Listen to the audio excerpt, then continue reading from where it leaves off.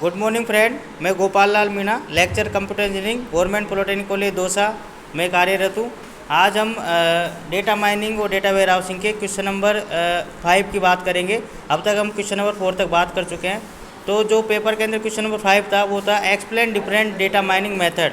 Data mining के विभिन्न type के मेथड्स अपने को बताने हैं।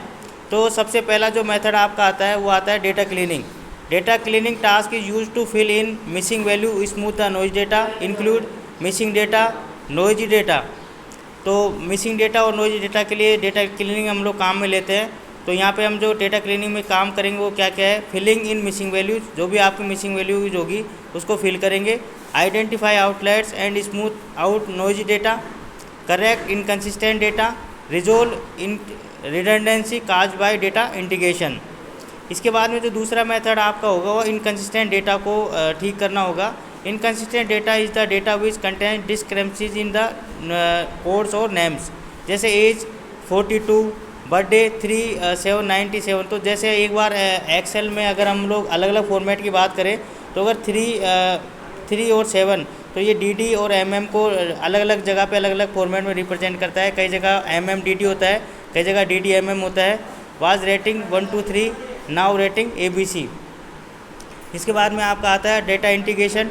Data integration technique combine data from multiple source into A coherent store of data set. In other word data integration is the integration of multiple data bases data cube of files. तो diagram में हम लोग देख सकते हैं, एक data source A से data है, डेटा सोर्स B से है, डेटा सोर्स C से आया है। इसके बाद में अपने यहाँ पे ETL प्रोसेस की है। ETL की मीन्स का आप क्या करेंगे, एक्सट्रैक्शन, ट्रांसफ़र और लोड, और उसके बाद में उसको डेटा वेयर हाउस में ले जाएंगे।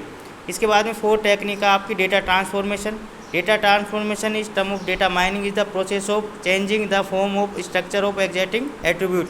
जैसे इसके अंदर क्या क्या करेंगे हम लोग, स्मूथिंग करेंगे, एग्रीगेशन करेंगे, जनरलाइजेशन करेंगे, नॉर्मलाइजेशन करेंगे और एट्रीब्यूट कंस्ट्रक्शन करेंगे। इसके बाद में क्वेश्चन नंबर 5 का सेकंड पार्ट है एक्सप्लेन जेनेटिक एल्गोरिथम। तो जो कंप्यूटर साइंस में आगे जितने भी रिसर्च हो रहे हैं तो आजकल जेनेटिक एल्गोरिथम बहुत ज़्यादा यूज में लिए जाते हैं। तो genetic algorithm are a search method that can be applied to learning many different representation of which the most frequently use one is probably rule sets. तो जेनेटिक एल्गोरिथम के अंदर क्या होगा कि जितने भी सर्च मेथड्स है उसको अपन लर्निंग मेथोडोलॉजी पे अप्लाई करते हैं। अगर एक और डेफिनेशन देखते हैं जेनेटिक एल्गोरिथम की, genetic algorithm is a computational model consist of 5 parts. तो जो भी एक कंप्यूटेशनल मॉडल है इसके 5 पार्ट होंगे। Starting set of individual P, जो जिस सेट के ऊपर हमें लर्निंग प्रोसेस अप्लाई करनी है उस सेट को P हम लोग आइडेंटिफाई करेंगे। Crossover technique, crossover करेंगे। उसके बाद में म्यूटेशन एल्गोरिथम करेंगे, फिटनेस फंक्शन करेंगे। और 5 पे algorithm that's apply the crossover and mutation technique to P iterative using the fitness function to determine the best individual P to keep. इसके बाद में आपके आती है crossover technique. Crossover technique से हम लोग क्या करेंगे, genetic algorithm reproduction is derive by the precise algorithm that indicate how to combine that given set of individual to produce new once.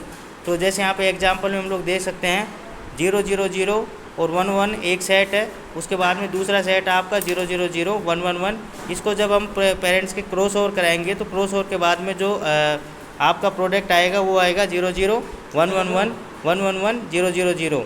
इसके बाद में हम बात करते हैं mutation algorithm. As new individual are generated each character is muted with a given probability. In binary coded genetic algorithm mutation में be done by flipping a bit, while in non binary coded genetic algorithm mutation involve redundancy generate new character in position. Example of bit and inversion technique. तो जो mutation होगा, अगर हमें जब भी नए product चाहिए होंगे तो म्यूटेशन एल्गोरिथम यूज में लेंगे। इसके बाद में क्वेश्चन नंबर 6 है, उसके अंदर आपका है decision tree. Decision tree is a classification scheme and is use to find description over server predefined classes and classify data item into one of them. कई बार क्या होता है कि डेटाबेस बहुत ज़्यादा होता है और हमें वहाँ पे डिसाइड करना पड़ता है कि कौन सा डेटा हमें यूज़ में लेना है, कौन सा डेटा हमें यूज़ में नहीं लेना है। इसके लिए हम लोग यहाँ पे डिसीजन ट्री को काम में लेते हैं। Decision tree model is a computational model consisting of 3 parts. A decision tree is a tree where the root and each internal node are labelled with a question. जो भी आपके रूट नोड होंगे और इंटरनल नोड होंगे वो हमेशा आपके question को रिप्रेजेंट करेंगे। A decision tree is a tree where the root and each internal nodes are labeled with a question. An algorithm to create the tree. Algorithm create जो tree create करने के लिए एल्गोरिथम होगा। An algorithm that apply the tree to data and solve the problem under consideration. तो यहाँ पे example में हम लोग देख सकते हैं, ए यहाँ पे एक रूट नोड है, उसको ए के ऊपर आपका क्वेश्चन है, अगर ए का कलर रेड है तो ये बी के ऊपर ट्रांसफ़र होगा, और ए का कलर अगर ब्लू है तो ये राइट हैंड बी के ऊपर ट्रांसफ़र होगा। अब लेफ्ट हैंड अगर रेड की बात करें हम बी की, तो बी पे हम लोगों ने एक कंडीशन लगा दी, अगर बी की वैल्यू 4.5 से कम है तो उसका लेवल हो जाएगा y, और अगर उसकी 4.5 से वैल्यू ज़्यादा है तो उसका लेवल हो जाएगा x। ऐसे हम राइट साइड में भी देखेंगे तो वहाँ पे x की वैल्यू और y की वैल्यू आ जाती है। तो ये in the given example we can see on the root node we divide in the node according to decision if a is to red the left, if a is to blue then right. On the left side according to the value of b we further divide the node b, if it is the last value then we come to the leaf node k and it is value y or cache. if b have again a value then we divide further into c। तो जितना बड़ा भी आप question होंगे, जितने भी ये सर्वे होते हैं वो सारे के सारे इसके अंदर हम डिसीजन ट्री का यूज में लेते हैं। इसके बाद में क्वेश्चन नंबर 6 का सेकेंड पार्ट है डेटा रिडक्शन। डेटा वेयरहाउस में स्टोर टेराबाइट्स ऑफ डेटा, मतलब जो भी आपके डेटा वेयरहाउस की साइज़ है वो टीबी के अंदर होती है। कॉम्प्लेक्स डेटा एनालिसिस में take a very long time to run on the complete data set. Data reduction technique can be applied to the obtain a representation to the data set that is such smaller in volume। तो हम क्या करेंगे कि जो बड़ा data होगा उसको reduce करने की कोशिश करेंगे ताकि उसका व्यू भी आपके रिड्यूस में दिखे, और हम चाहते हैं कि उसमें इजीली कम टाइम के अंदर अपनी प्रोसेसिंग हो जाए। तो जो स्ट्रेटेजी काम में लेते हैं वो है डेटा क्यूब एग्रीगेशन। सबसे पहली स्ट्रेटेजी हो डेटा क्यूब में उसको अपन रिप्रेजेंट करें, where aggregation operation apply to the data in the construction of data value. The cube created at the lowest level of abstraction is referred to as the base cuboid।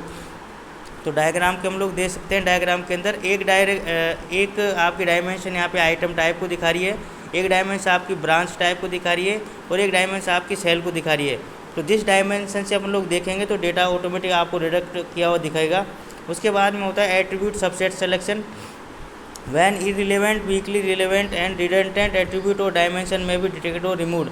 जब भी क्या होता है कि कुछ डेटा ऐसा होता है जो हमारे रिसर्च या हमारे मतलब एनालाइज के लिए काम में नहीं आता, तो उस टाइम पे हम जो इररिलेवेंट डेटा होता है या वीक डेटा होता है उसको हटा देते हैं।